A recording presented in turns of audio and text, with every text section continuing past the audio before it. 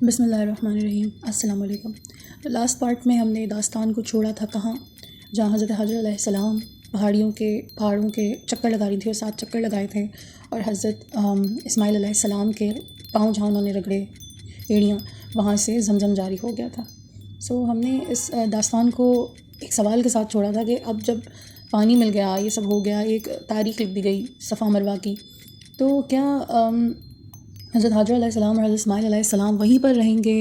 ان کی آزمائش بس یہ تھی اور اب ہو گیا ہے، نوازش ہو گئی ہے، ختم ہو جائے گی، یا حضرت ابراہیم علیہ السلام آ کر انہیں لے جائیں گے؟ تو آگے بڑھتے ہیں۔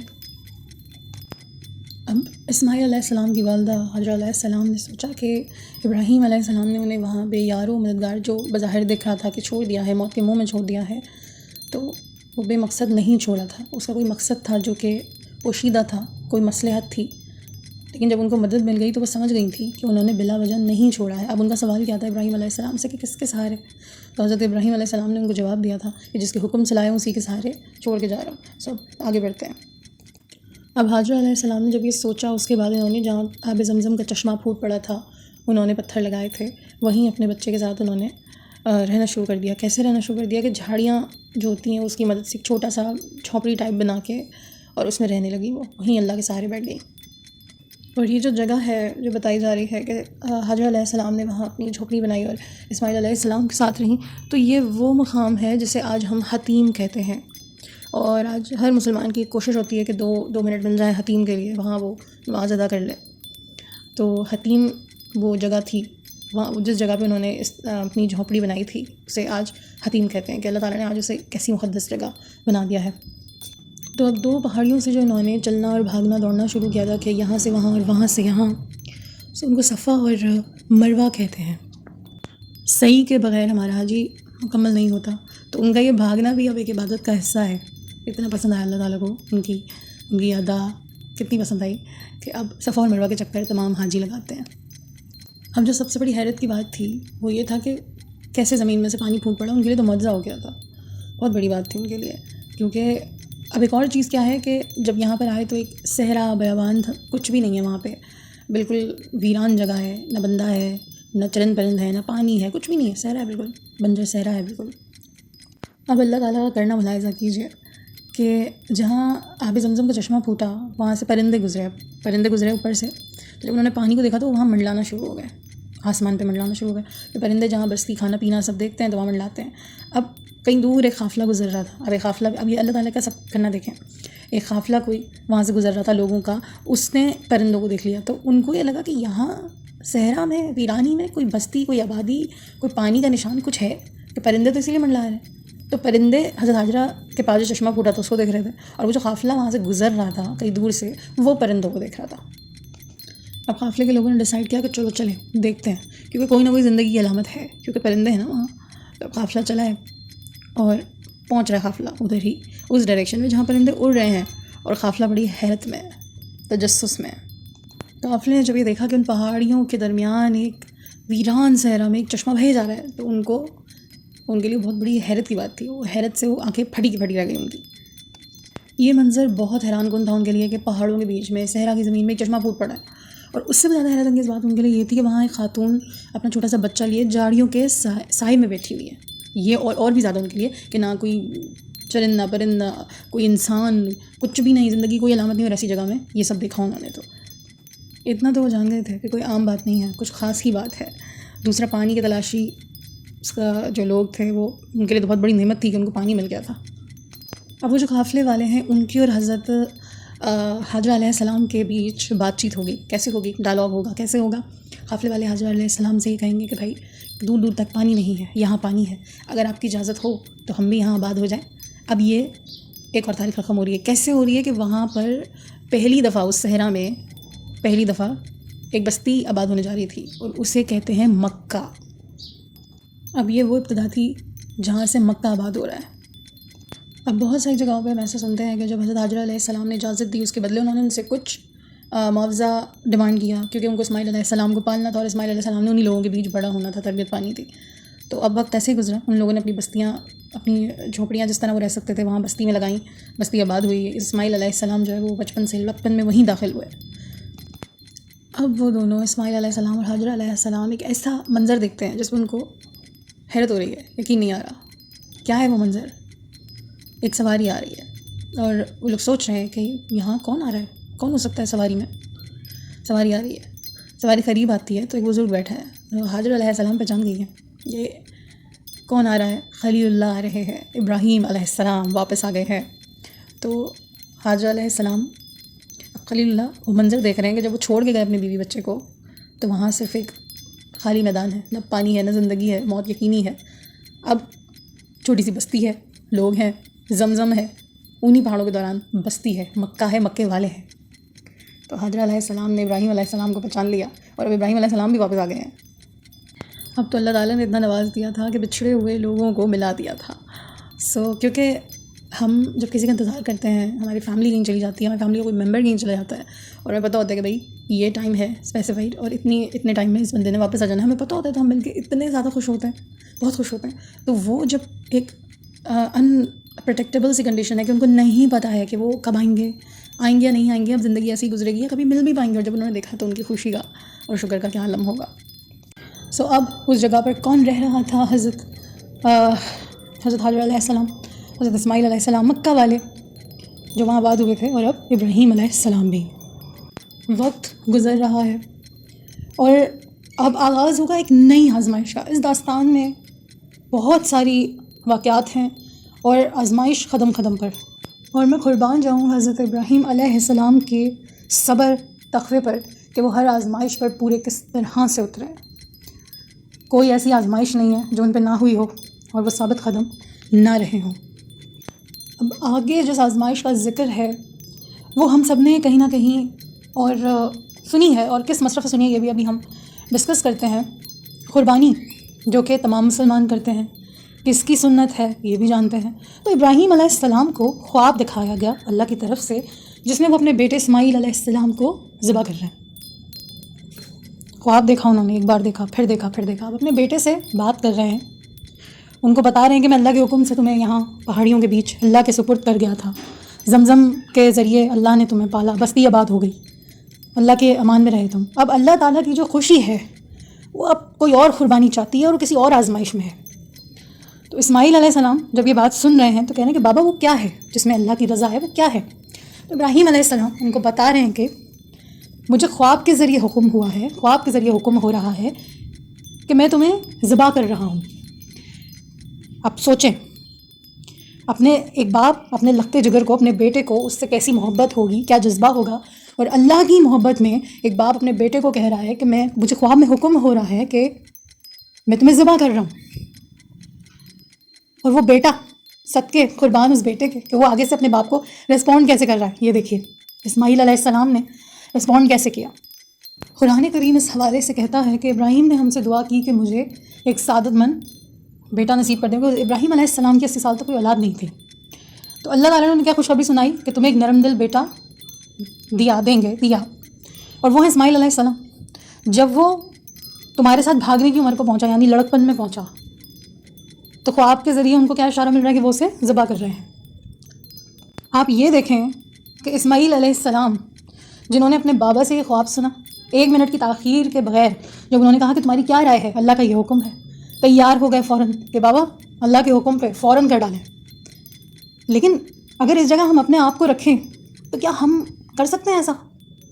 اگر بالفرض مینڈھا نہ آیا ہوتا، نہ اللہ تعالیٰ نے کوئی جانور رکھا ہوتا اسماعیل علیہ السلام کی جگہ، اور ہمیں اپنے پہلے اولادوں کے ساتھ یہ کرنا پڑتا، یا چلو اسماعیل علیہ السلام کی جگہ ہم ہوتے تو پہلے کیا سوچتے ہیں، اللہ تعالیٰ آپ نے ہمیں ہمارے باپ سے الگ کر دیا، پھر ہم جب بڑے ہوئے تو آپ نے ان کے ہاتھوں ہمیں ذبح کروانے کا حکم دے دیا، یا اللہ کیا آپ کو ہم سے محبت نہیں؟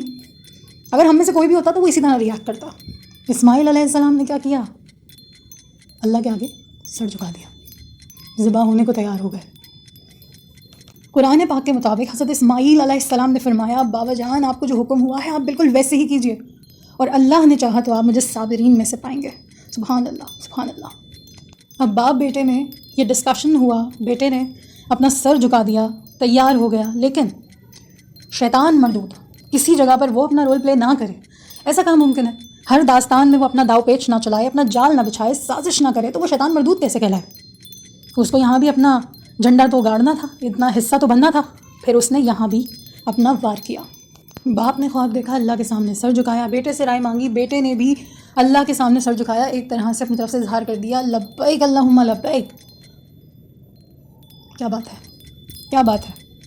لیکن شیطان سے نہیں رہا گیا، پہنچ گیا اسماعیل علیہ السلام کے پاس پہنچ گیا اور ان سے کہا تمہارے والد صاحب، کیا والد ہیں بھائی، پہلے تمہیں اپنے گھر سے نکال دیا، گھر سے نکال کے تمہیں ایک ایسی جگہ لا کے چھوڑ دیا بے یار و مددگار جہاں تمہاری موت یقینی تھی، وہ تو تم پل گئے، اسباب بن گئے، لیکن تمہارے لیے تو موت تھی، تمہارے باپ نے تمہیں وہاں چھوڑ دیا تھا یہ سوچے بغیر کہ تم مر جاؤ گے، وہ تو تمہیں تمہاری ماں نے بچا لیا، تم زندہ ہو، ورنہ تم تو مر جاتے۔ اب پھر وہی تمہارے والد جنہوں نے پہلے تمہیں دربدر کر دیا، سفر کروایا، ویرانی جگہ پر صحرا میں مرنے کے لیے موت کے منہ میں ڈال دیا، اب وہی والد تمہاری جان کے در پہ ہیں۔ اب جب اس نے دیکھ لیا نا کہ تم بچ گئے ہو، تم سروائیو کر گئے ہو، تم زندہ ہو، سیٹلڈ ہو، تو اب انہوں نے ایک نیا فیصلہ کر دیا، اپنے ہی ہاتھوں سے تمہیں ذبح کرنے کا فیصلہ۔ زندگی ایک ہی بار ملتی ہے، مرنے کے بعد کوئی زندگی نہیں ملتی۔ اسماعیل انکار کر دو، صاف انکار کر دو۔ کیا کیا اسماعیل علیہ السلام نے؟ ان کی اس ادا پر بھی ہم قربان جائیں، ان کے اس کرنے کے بھی کیا کہنے۔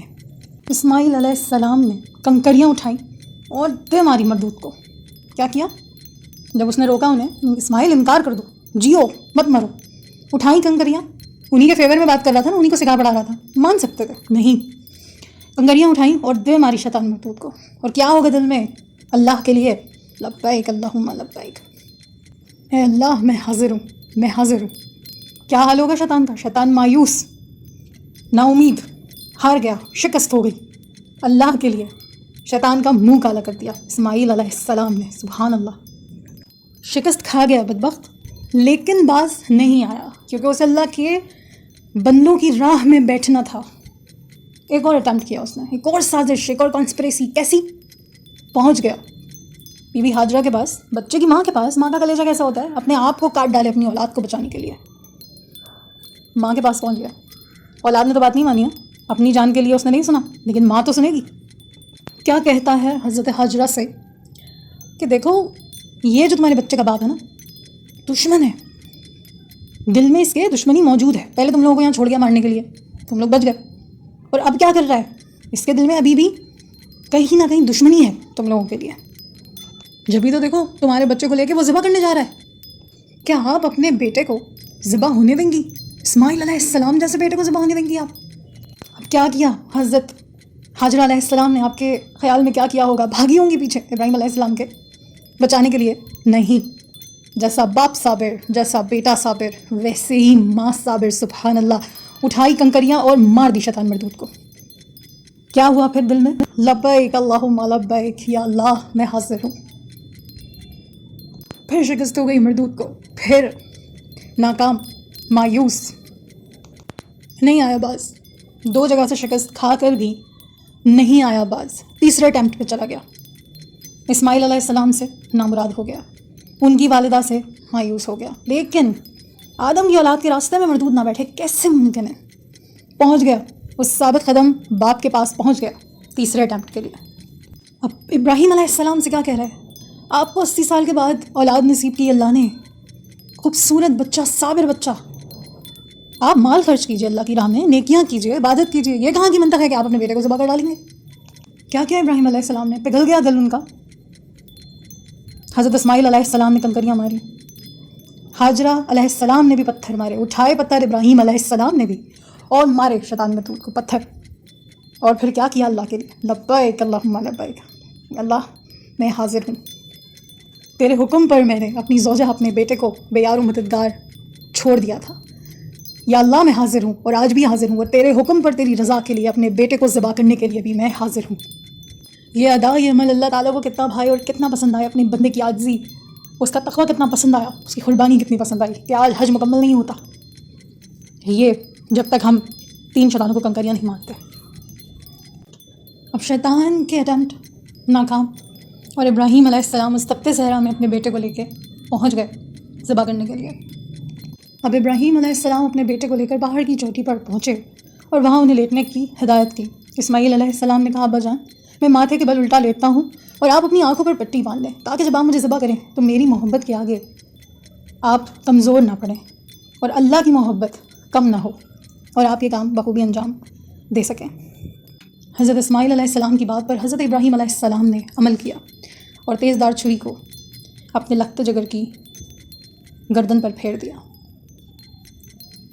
اللہ اکبر، اتنا دل گردہ ہم نہیں لا سکتے، سبحان اللہ۔ بس یوں اللہ کے لیے قربانی دینے کا سوچا، نیت کی، اور کیا ہوا، اپنے جگر کے ٹکڑے کو چاقو پھیرنے کے بعد کیا دیکھتے ہیں حضرت ابراہیم علیہ السلام کہ اللہ نے کیا مہربانی کر دی ہے۔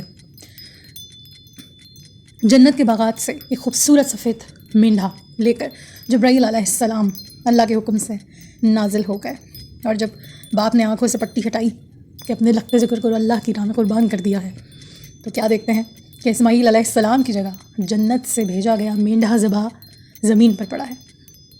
سبحان اللہ، سبحان اللہ۔ اللہ سے جو مایوس نہ ہو اور اللہ پر جو توکل کرے، اللہ اسے نہ نوازے، ایسا کیسے ہو سکتا ہے؟ رحمان ہے جو رحیم ہے، اپنا رحم نہ کرے، کیسے ہو سکتا ہے؟ ایسے رب کی خاطر قربان کون نہیں جائے گا؟ ایسے بندے پر مہربانی کیسے نہ کرتے اللہ تعالیٰ؟ سبحان اللہ۔ کیا حیرت انگیز اور عجب منظر تھا اس باپ کے لیے جس نے ابھی اپنے کلیجے پر چاقو پھیرا ہو۔ حضرت ابراہیم علیہ السلام وہیں کھڑے مسکرا رہے تھے اور ان کی جگہ ایک مینڈھا ذبح ہوا پڑا تھا، اور غیب سے آواز آتی ہے۔ کیا آواز آتی ہے؟ اے ابراہیم، تم نے اپنا خواب سچ کر دکھایا، بے شک ہم نیکی کرنے والوں کو ایسا ہی بدلہ دیا کرتے ہیں۔ آ گئی نا اللہ کی نوازش، رحمان کا رحم۔ تو پھر آزمایا اور مایوس نہ ہونے والے کو اور ثابت قدم رہنے والے کو بے شمار نوازا، بہترین نوازا۔ حضرت ابراہیم علیہ السلام نے وہ چھری اپنے جگر پر چلائی تھی، اپنے نفس پر چلائی تھی، اور اللہ نے انہیں نواز دیا۔ یہ واقعہ ہمیں اللہ پر اعتماد، اللہ پر یقین رکھنے کا، ڈپریشن، سٹریس اور مایوسی سے دور رہنے کا ایک بہت بڑا سبق دیتا ہے۔ کبھی کبھی ہماری زندگی کی آزمائش اتنی لمبی اور اتنی سخت ہو جاتی ہے کہ ہماری امید ختم ہو جاتی ہے، دم توڑ دیتی ہے، اور ہمیں اللہ سے ہی شکوہ ہو جاتا ہے، اور شیطان اپنی جال سازی میں کامیاب ہو جاتا ہے، کیونکہ ہمیں لگتا ہے کہ اللہ نے صرف ہمیں ہی تکلیف میں ڈال دیا ہے۔ کبھی اپنی تکلیف میں ہم یہ نہیں سوچتے کہ اللہ جس نے اپنے محبوب انبیاء کو پیدا کیا اور ان کو طرح طرح کی آزمائش سے آزمایا، کوئی عیش عشرت نہیں تھی جو ہمارے پاس ہے، سختیاں تھیں، آزمائش تھی، ثابت قدم رہے، اور وہ تمام ماؤں سے زیادہ چاہنے والا ہے۔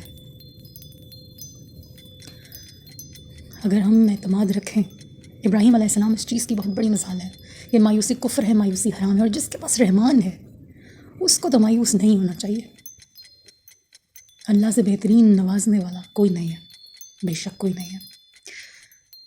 تو پریشانی ہو، غم ہو، استغفار کریں، حسبنا اللہ و نعم الوکیل یاد رکھیں، اور اپنے اللہ سے کبھی مایوس نہیں ہیں۔ بے شک اللہ کی ذات وہ واحد ذات ہے جو تمام تر طاقتیں رکھتی ہے، اور اس کے لیے کچھ بھی ناممکن نہیں ہے، کچھ بھی نہیں۔ تو ہمارا اعتماد، ہماری امید جتنی مضبوط ہوگی، اللہ کا ساتھ اتنا ہی مضبوط ہوگا، اور اللہ خود سے امید رکھنے والوں کو مایوس نہیں کرتا۔ آگے کیا ہوا داستان ابراہیم میں نیکسٹ پارٹ میں جانیں گے۔ ویڈیو اچھی لگی تو لائک ضرور کیجیے گا، کامنٹ کیجیے گا، اور چینل کو سبسکرائب کر لیجیے گا مزید ویڈیوز کے لیے۔ اللہ نگہبان۔